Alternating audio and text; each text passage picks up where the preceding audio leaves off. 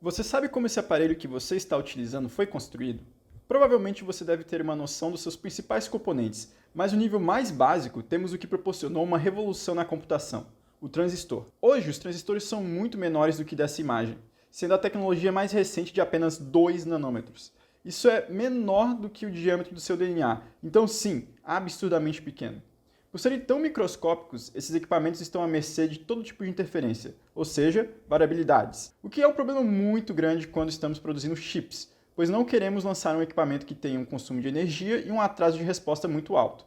Para mitigar esse tipo de variabilidade, a estratégia comum é a realização de diversas simulações durante a fabricação. Só que elas podem demorar muito, principalmente se estamos falando de circuitos tão complexos quanto os do seu smartphone. Nesse sentido, com a enorme primavera de inovações criadas por algoritmos de aprendizado de máquina, podemos tomar proveito dessas técnicas para garantir que todo esse processo seja mais rápido, confiável e barato. Olá, meu nome é Gabriel Jacinto, fui bolsista pelo CNPq nesse último ano e, juntamente com a professora Cristina e o professor Matheus, do Laboratório de Embarcados da UFSC, pesquisei sobre predição da caracterização elétrica de circuitos com algoritmos de aprendizado de máquina e aqui vou apresentar meus resultados. O objetivo da nossa pesquisa foi expandir para outra tecnologia o trabalho que fizemos no ano anterior. E para isso, escolhemos a inovadora tecnologia do estado da arte conhecida como FinFET.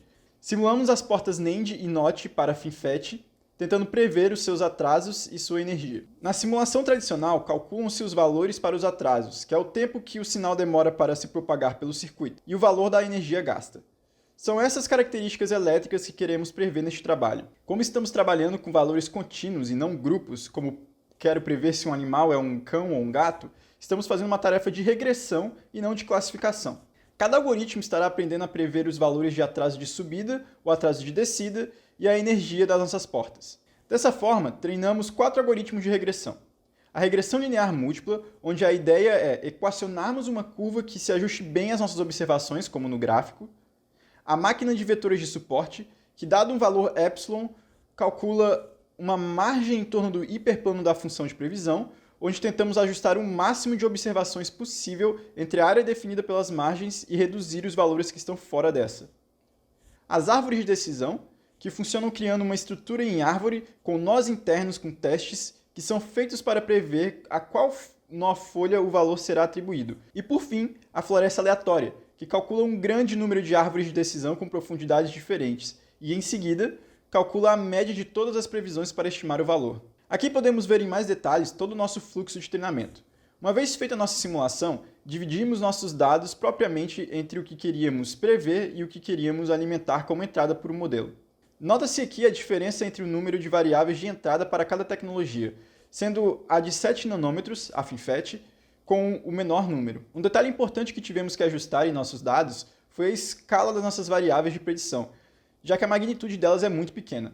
Logo, nós aplicamos a seguinte fórmula, conhecida como Min-Max Scalar, em todos os valores para que eles ficassem entre o intervalo de 0 e 1. Então, dividimos nossos dados de forma aleatória entre os conjuntos de treinamento, validação e teste, que é uma estratégia bem comum quando treinamos algoritmos de aprendizado de máquina para evitar o overfit. Ainda sobre o método de avaliação dos modelos, usamos a métrica conhecida como raiz do erro quadrado médio, que é bastante usado na literatura para tarefas de regressão. Utilizamos também o R quadrado, ou R2, que se trata de um valor numérico mais intuitivo de entender, pois ele nos diz o quão bem o modelo está capturando o comportamento da variável de predição.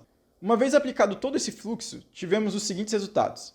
Para a energia, é quase impossível ver algum erro nas curvas preditas pelas árvores de decisão e pela floresta aleatória. E isso fica ainda mais claro quando analisamos os resultados do R², que nos diz que o melhor algoritmo foi realmente o floresta aleatória e o pior foi a regressão de vetores de suporte. Seguindo para os atrasos, o melhor algoritmo continua sendo o floresta aleatória, mas o pior dessa vez foi a regressão linear múltipla. Aqui mostramos apenas um dos atrasos das entradas para sermos objetivos, já que o comportamento é o mesmo para os outros atrasos nas duas portas. É interessante notar que a diferença entre os erros dos modelos baseados em árvore é muito pequena. Para uma única simulação elétrica das portas, o software leva em torno de 0,3 segundos, sendo que para todos os nossos modelos esse tempo é drasticamente menor, o que cumpre o objetivo do trabalho de reduzir o tempo de simulação. E aqui podemos ver que, por mais que a floresta aleatória tenha performado melhor, o seu tempo de inferência é o maior. Logo, o modelo que melhor se adequa com a proposta desse trabalho é, na realidade, a árvore de decisão. Obrigado!